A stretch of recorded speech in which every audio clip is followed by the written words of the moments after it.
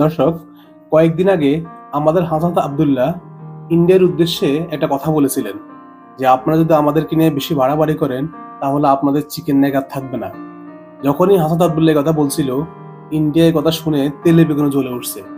তারা আনন্দবাজার পত্রিকার মাধ্যমে সংবাদ প্রচার করতেছে এইভাবে যে আসামের যে একটা মুক্তিগামী সংগঠন আছে আলফা, সেই আলফার প্রধান পরেশ বড়ুয়া তিনি অলরেডি বাংলাদেশের ভিতরে ঢুকে পড়ছেন।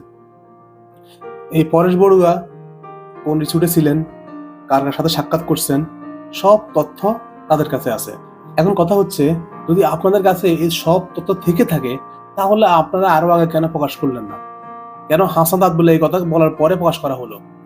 দর্শক, কথা হচ্ছে এই যে ইন্ডিয়ার এদের কিন্তু বড় একটা পরিকল্পনা ছিল বাংলাদেশটাকে আর একটা হায়দ্রাবাদ বানানোর জন্য। যখনই ইন্ডিয়ার এই পরিকল্পনা ধূলিসাৎ হয়ে গেছে, তখনই আমাদের নামে বিভিন্ন অপতথ্য প্রচার করতেছে।